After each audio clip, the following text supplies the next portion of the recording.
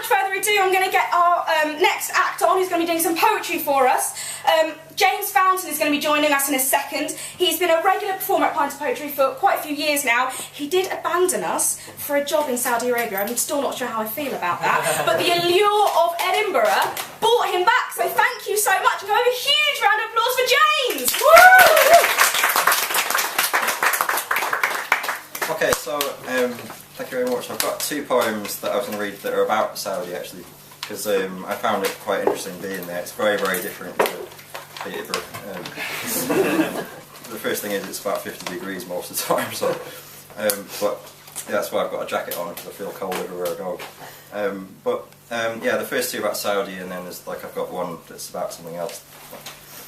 Okay, Al-Khobar at night. Al-Khobar is the town where I live. It's about 4 million people. It's absolutely crazy. Mechanical monsters hog the roads, untamed and mismanaged amid unfinished buildings and desert expanses. In 50-degree heat, among the natural desert lines and undulations, a new empire is building. In imitation of the West, these lines of men stand ready with trucks and construction materials, steel and glass structures, cables and pylons.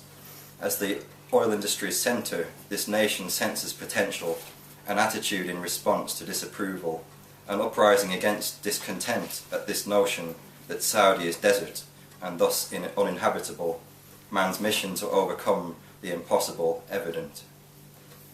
In the hot hairdryer breeze of evening, I secretly steal internet outside my boss's apartment.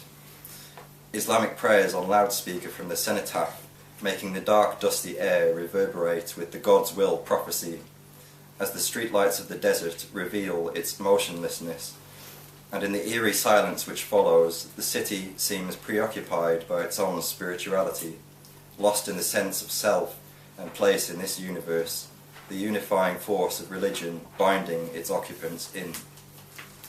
In the tranquil zone of night, I tread to bed, aware of the silence and stillness of desert, windless and motionless, the sense of emptiness, a space for the soul, as ambition itself quietly begins to stir. Yeah, that's the first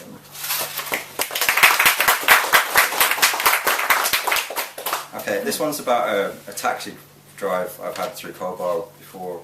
This happens all the time, actually, if you get a taxi ride in Khobar. It costs absolutely nothing. It costs £3.50 to fill your tank full of petrol.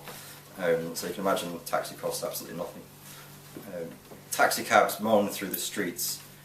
Neglected hope smiles through clenched teeth, souring the blossoming day, ruffling the tough past for drivers, scorn belching as their engines rev, sand scattering and coating their cars. Coasting along this gilded corniche, taxi driven by an underweight Indian, smiling and offering up mild pleasantries, quietly giving me pieces of his life story to smooth the cracked surface of a work-clogged day, to harden our resolves. He talks of southern India and his family there, while he glides effortlessly between maniacal white Land Rovers, cutting him up from both sides. He panics not, cluttered though the road is, talks of cricket and his favourite player, Tendulkar, square drives. And all this for a mere pittance.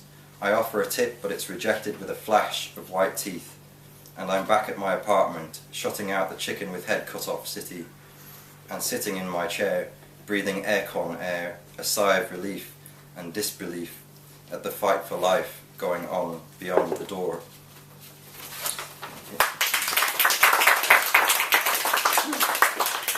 And this is quite an old poem, but I thought I'd read it.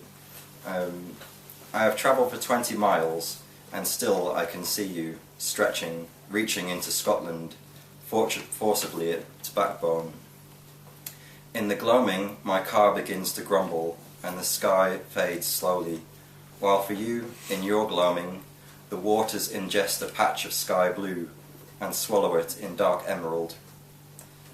A silhouette of mountains is left for a few minutes in my rear view mirror, the day reduced to sparkles in the dark. Thank you very much.